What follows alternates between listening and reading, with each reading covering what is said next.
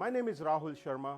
I've been in the corporate America for 20 years, transforming people, transforming leaders, and ensuring that people who wants to move to the next level, they take steady steps. It's all about taking steps. We all may be great individuals, but if we have to the next level, we have to work as one team.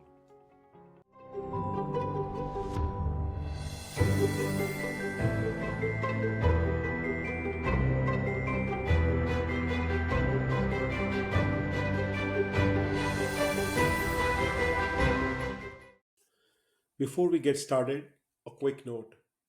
The opinions expressed here are my own and those of my guest. This conversation is intended for informational and educational purposes only. Always seek expert guidance for your unique situation. And I'm also pleased to inform you that NESDA Global is a proud sponsor for this season's podcast. Thank you, NESDA.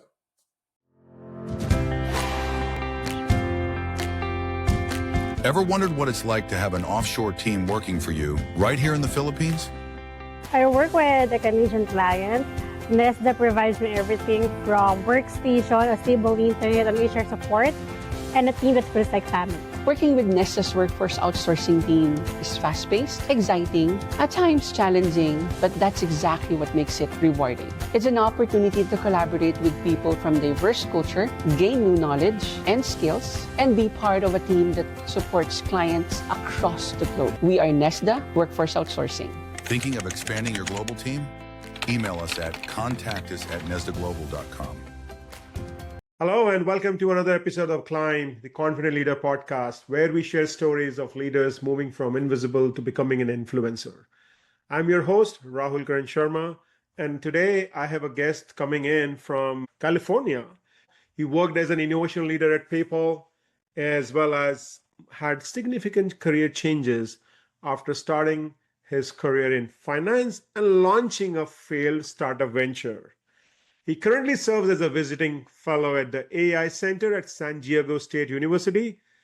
But let me tell you, he does not stay in San Diego, just for a fact check. But he focuses on making artificial intelligence accessible and helping people use AI tools to enhance their career and life. Ladies and gentlemen, please welcome Mike Tosado to our show. How are you doing today, Mike? Well, Rahul, I'm doing great. Thank you for the very warm and welcoming intro. And I'm excited for a fun conversation with you today. Awesome. So you are that AI guy that people are thinking and talking about it. AI. So you have been that person in the company as well as in the industry. Tell us how you lead to this AI. I know you started your career in finance. So give us a gist of your leadership journey, Mike. Sure. Happy to. I started back in undergrad studying finance, largely because I was just interested in money, and it just seemed to be like some connection to money there.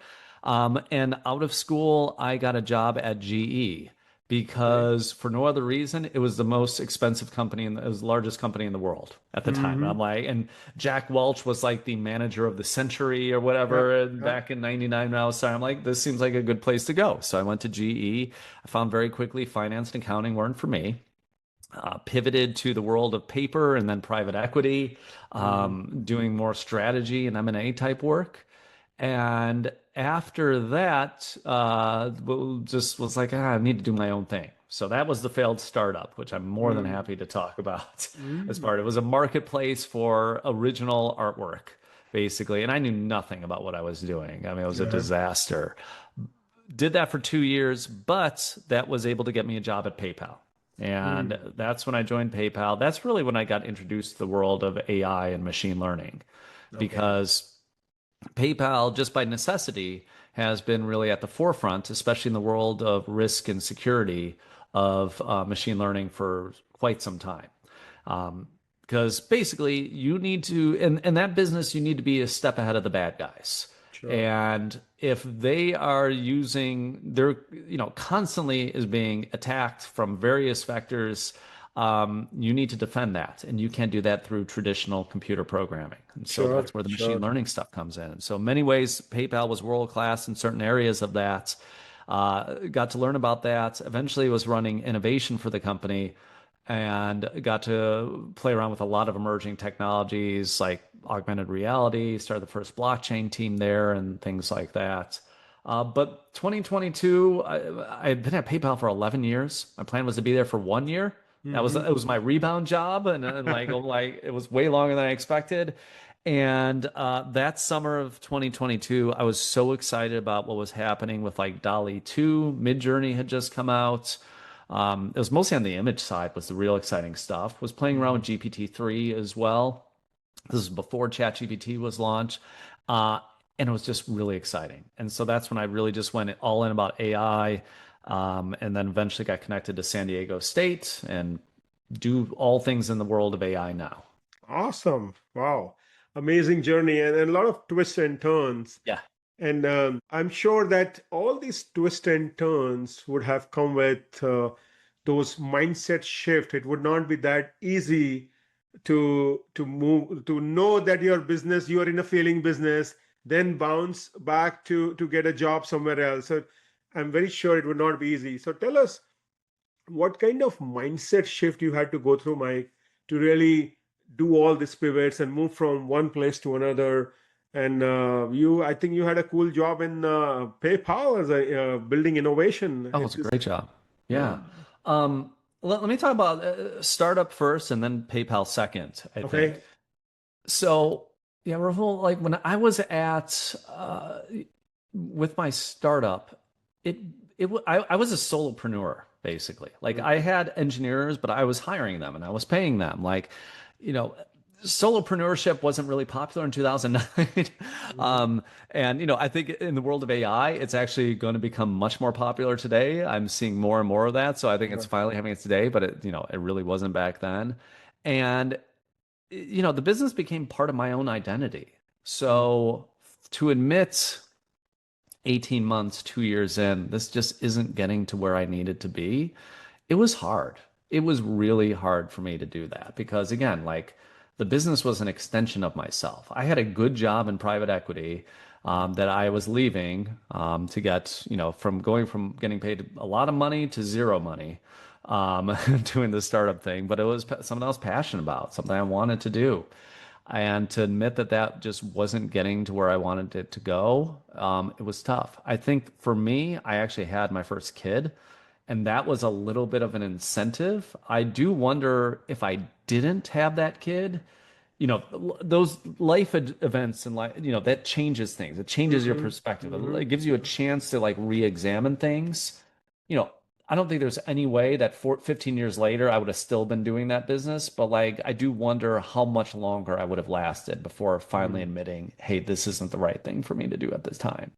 And then moving forward, it was 11 years at PayPal. It was 6 years in that same innovation job. I will say COVID made it a lot less fun for me. Like I had my own innovation lab there. It was fun. I got to bring in speakers. Like I literally every Sunday night, Rahul, like every night I was excited to come into work the next day. Like I loved what I was doing there. But I also knew like it was getting a little bit, it was just time to move on. There wasn't anything else I wanted to do at PayPal. My time had come. I was on my second sabbatical at the company. I'm like, I'm just going to explore some other things during my sabbatical and see if this is the right thing. And it was a good way for me to test that out. And it was pretty clear, even though I didn't exactly know what I wanted to do next, I knew it wasn't, doing what I was doing at PayPal. So, so you mentioned about when your failure startup, your life-changing event that happened in your life really made a difference in making you the person who you are. And at a PayPal, I think, yes, you mentioned about sabbatical, but at the same time, that sabbatical allows you to take a pause, Yes, allow exactly. you to think rather than just taking a decision on the move. Yeah. So that's a great thing. So sometimes just quitting the job is not always the option. Yeah. And I think sometimes, like, look, most companies don't offer sabbaticals, and so and again, it wasn't a super long. It was a 4-week sabbatical, but I took it off, and it was just a way to hit pause and just see, like, okay, do I want to explore other stuff? Did I need all that time? Probably not. I probably could have done it in, you know, 4 or 5 days or something like that, just to kind of get away, get off the grid, you know, just get away, just really think about stuff, what I want to do with the rest of my life. So it's, you know, I don't want to think it's, you know, somebody listening to this is saying, oh, well, I don't have sabbaticals, I can't do that. Like, is you could take a weekend and a day or two vacation. I think that's enough time for you to really just get away. But you do need to focus on yourself, focus on time. Like, so if you have a family, get a babysitter, get a aunt or uncle to take the kids for a while and just get away for 3 or 4 days. Get away from your phone. Just don't watch TikTok videos for those days. Just literally just sit in a room and think. It can be painful, but like that's kind of what you need to do in those situations. Yes. Thank you for giving that advice. Taking a pause and reset is important. Yeah. Now, from a PayPal, I know when we were chatting earlier, you led a very incredible innovation lab at the time of this change. And in corporate world, we always talk about innovation, have that innovation culture. So in your experience, where do you think most of the companies go wrong when they are trying to build that innovation culture? Um, I think one area is embrace of failure and even just discussing failure. Like, and I'll be very honest, I don't think we were necessarily that good at PayPal at it. Like, it was something I pushed for. We could talk about various different ways, but like, if I really wanted an innovative culture, I would just be, as a CEO or general manager or whatever at a company, or I have a big team, and I want them to be more innovative. I would just start by just talking about the ways I'm trying to be innovative myself, and the ways that I'm succeeding, the ways that I'm failing, because like innovation, you have a lot of failures before you get that success, and you just got to learn from them. And if you're living in a culture where you just kind of sweep that under the rug, you don't talk about it, you act like it didn't happen, you're embarrassed by it, like that, it doesn't work. So I think that that's a big thing. One thing I did, this was before I even had the innovation job at PayPal. I was managing what was called a product launch function. So it was about a team of 10 people, but I thought that being innovative was an important part of their mission. One of the things I did, we had a weekly meeting where we just all met as a team for 30 or 60 minutes. I said, okay, we're going to start every meeting with, I'm going to cold call on somebody on the team, and I want you to tell me about one thing you did that was innovative over the past week. And I never defined innovation. I didn't even say it's innovative at home, or it could be anywhere. It didn't have to be in the workplace even. And at first they kind of hated it, I think, because I'm cold calling on them. Like, that's the most uncomfortable thing, especially if you don't think of yourself as an innovative person. I was kinder in the first few weeks. I think I might have chosen, prep somebody earlier on and say, hey, I'm going to be calling on you, coached them a little bit on that. But as part of the process in doing that, people were just hearing how people were being innovative. One guy talked about, and I remember these stories 10 plus years later. I remember these stories about one person who, would cut through the airport. PayPal's headquarters are by the San Jose airport. He would cut through the airport to get to work faster. I'm like, what are you talking about? Like, how do you, and it's like, oh, that's really creative. I'd never thought about that. And like, that was a great thing to share. Somebody who wasn't getting somebody to show up for meetings. So he found out that this person liked a certain type of donuts, and he added that to the invite. Like, hey, I'm going to happen to have these donuts here. And instead of having to complain to his manager, blah, blah, blah, all this stuff, he just went out and early and bought $20 worth of donuts, which I was happy to expense, allow him to do that. And lo and behold, that person started showing up to those meetings.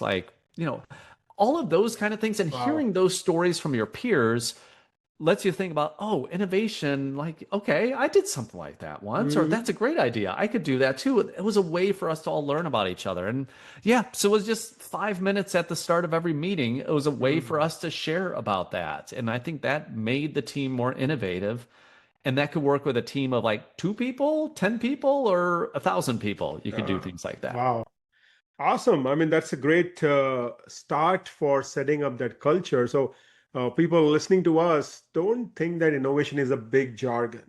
Right. Innovation is something that you were doing, and if you are able to do it a little better, maybe in terms of the timing, in terms of productivity, all that matters. So sometimes we feel innovation is too big, or innovation is just I need to innovate a light bulb or something, a product like a Tesla or things like those. But no, that is not only thing that we talk about innovation.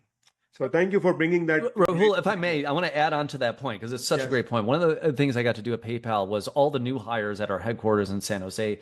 I got to give like a 30-minute innovation talk. And one of the things I talked about in that was like, and this was not just engineers, this was all functions. And one of the examples of innovation I would give at PayPal was from our legal team.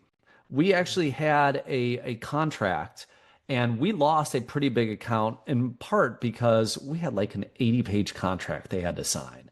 And I think one of the leaders said, like, how do you get this down to 2 pages? And so the legal team was like, they took that on. And like making an 80-page document, 2 pages, that's innovative. And like, so, I mean, that's why like it doesn't just apply to the designers and the engineers, it's across the company. Like, how do you take the things that you have and not just blindly accept them? How do you make them better? And like, you can Absolutely. any function, you can be more innovative. Absolutely. And I know I've worked with some of the people in the legal team. This was one of the big asks from our sales all the time, that how we can reduce the contract. And yes, there are things you can do change and there are things you cannot. But thinking that how you can move from 8 pages, 2 pages is important. And this is one thing I learned from my speaking coach, Mike. He told me that your contract has to be only 1 page. You don't want people to go over and over. So he gave us his copy of his contract. It is just 1 pager, very easy for people to sign, and is a quick and easy go. So, and here's a great thing about that in this day and age. We didn't have this when, 7, 8 years ago when I had that. But today, put your 40-page contract into a large language model like Claude or ChatGPT and put it in the smartest model and say, hey, what's a 1-page version of this? Like, tell me, like, what are the most important things that I need to have? And it can get you there. And I think it's funny. I think we were actually gunning for 1 page. We couldn't quite get 1 page, but we got 2. But do you know what? That was okay. Like 2 pages, it was fine. I mean, absolutely. so this is the whole concept of 10x thinking that popularized in Google and places like this is like, it's not asking how do we increase revenue by 10% next year. It would ask the question, how do we increase revenue by 10 times next year?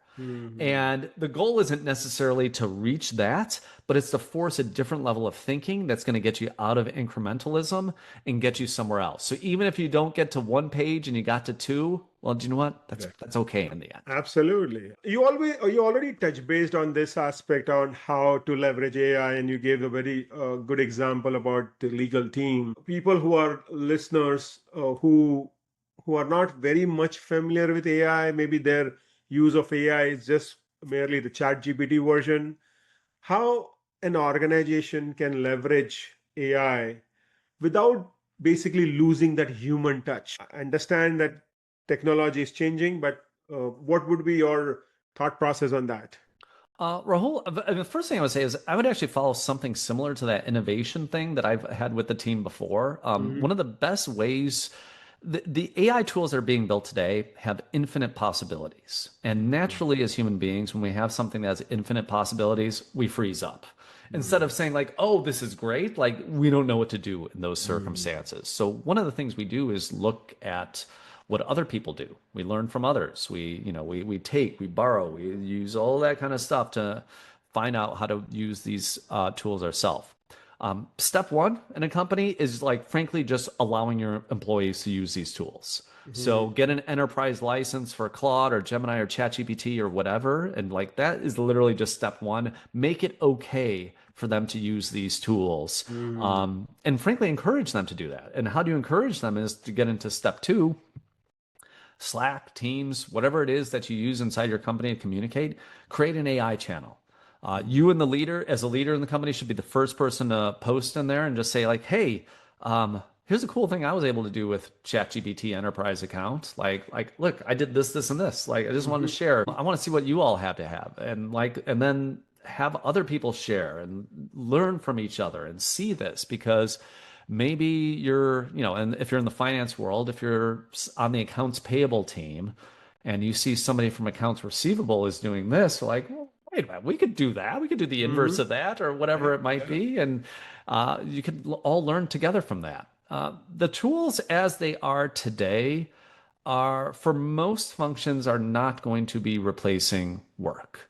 And if they are replacing work, I think, probably very limiting in what you've defined your own job to be, because a job is just a series of tasks. Those series of tasks are going to change for all of us. If you were doing accounts receivable today, that's not the same as what accounts receivable looked like 20 years ago. Like, these things have evolved, the technology has evolved, even though we don't always recognize that. It's going to change a lot in the next few years. The human aspects of that are going to matter more. Speaking in front of a group, talking to customers directly, or whatever it might be. The non-human administrative stuff is probably stuff that's going to be less important. So in anybody's job, that's the evolution we're all going to see. And frankly, if you're not embracing these tools today, it's just going to make much more difficult for you in the vast majority of jobs to be able to be more effective. And that's whether you're in the business world, or frankly, even if you're like a teacher, or even like a graphic designer, or whatever it might be. This is going to change how we all operate. Like, yes, there's some people today who say, do you know what? I'm not going to use a computer. I'm going to write this novel longhand or whatever. And they can.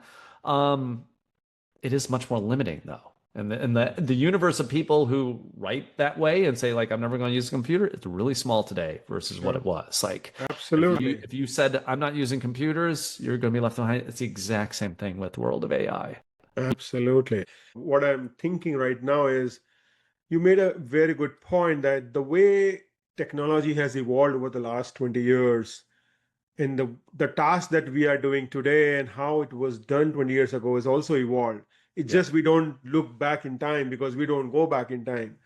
So according to the history, every time when there has been a technological change, things has been for better. Yes, some jobs have been lost, but it's not that it has been redundant. It's allow people to do something more.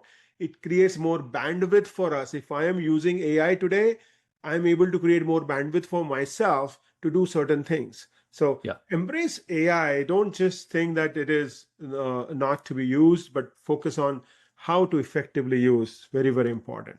Yeah, I mean, look, I think it's something called the end of history illusion. And Dan Gabriel at Harvard, I think, was the first psychologist who coined this. And it's basically saying that for whatever reason, we think that who we are today as humans is our perfect self. We think that this is the right self and so forth. But if you ask people at any point in time, and in the study, they use music. And they asked them, so it's 2015, and we say, like, who is your favorite musician? Who is your favorite band? How much do you think you would pay to see that band in 10 years? People are always like, well, it's going to be a lot of money. Because, like, they're my favorite band today. Of course, they're going to be my favorite band in 10 years. They ask those same people, how much would you pay to see your favorite band from 10 years ago?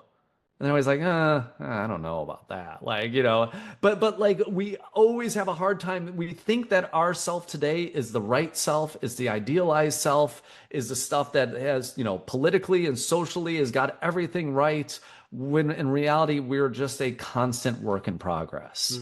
And I think knowing that, like, little psychological trick that we have in our own minds will help people better understand, like, our jobs are going to change, and that's okay, because our jobs have changed. And that's probably okay too. And it is going to be just constantly evolving and getting more efficient, and serving customers ultimately better in the end as part of it. Sure. Absolutely. Now, you have done a lot of work with the Innovation Lab. You have done a lot of work in the change space as well. What would you say to a leader who is having a challenge when it comes to building that innovation culture?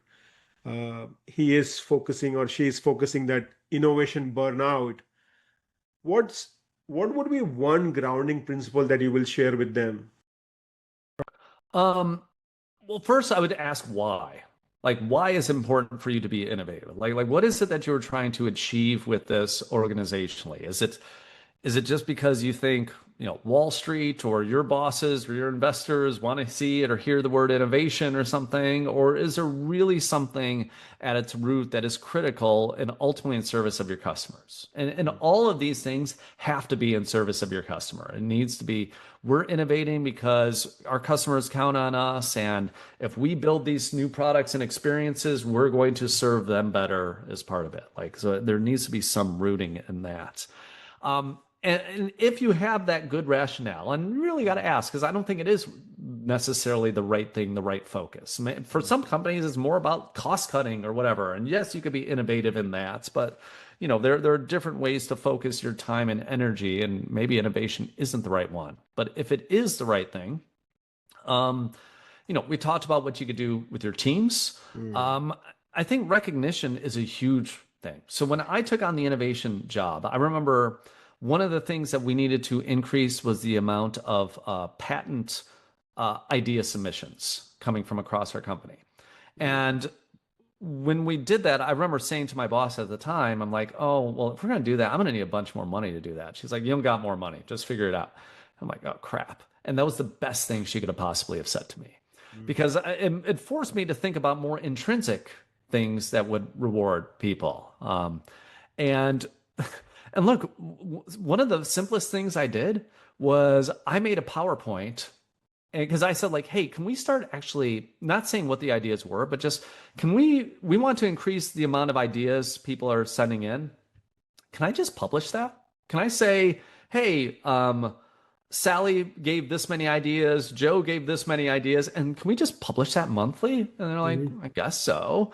I'm like, great. So literally, I just made a PowerPoint. I sent it to all the comms teams at all the offices around the world. I even did it by office. So to create a competition, this cost zero, but was a way, because I literally remember one person who was from one of our offices in Israel, who was in San Jose, looking at this board, just standing outside the innovation lab. And he's like, why is my name not on that board? He literally said that. And I'm like, well, did you submit ideas? He's like, no.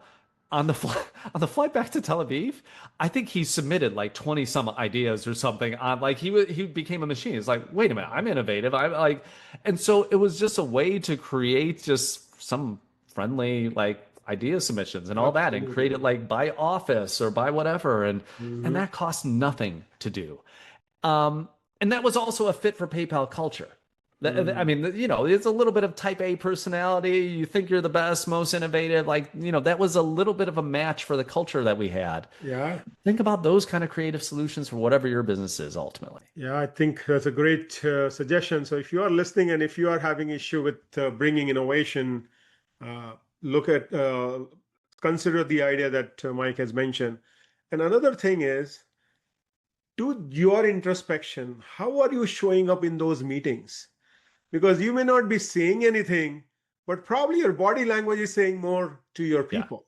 So just look into that. Sometimes we always think of getting things from outside, but probably it could be within us only. So, and if I could add to that, use AI to help you with that. And here's what I mean by that. So if you're doing some Zoom meetings, and you're like, my team's not being innovative, do you want to use Fireflies, use Otter, use one of these things to record all your meetings, put them in a tool like Notebook LM, and say, hey, Notebook LM, I want you to be my coach. And actually, I want you to coach me and give me specific examples in the meeting where I may have been disrupting innovation or discouraging it in some way with my team.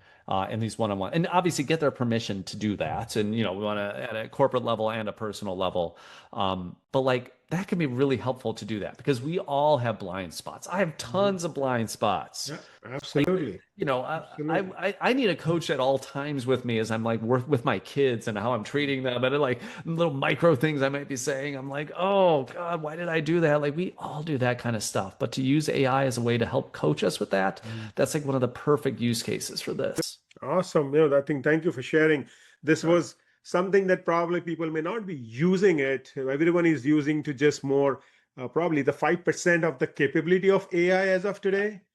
there are very few of us who are really making the most of the AI. And I think Mike has been sharing some great inputs on that aspect.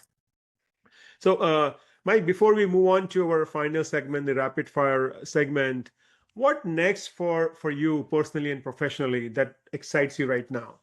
Oh, Rahul, I don't know. I mean, the honest answer is I don't know. I still am excited every day. I get to wake up, play with new tools, write about something, run an experiment, all that kind of stuff. Like I really enjoy that.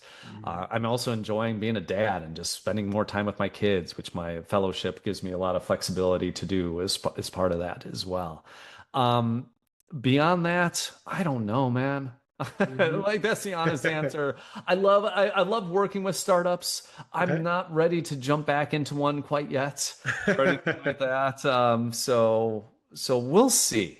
To be determined, I guess. Awesome. So, if our listeners, if I'm very certain that they must be very excited by the end of the episode to hear what you have mentioned so far.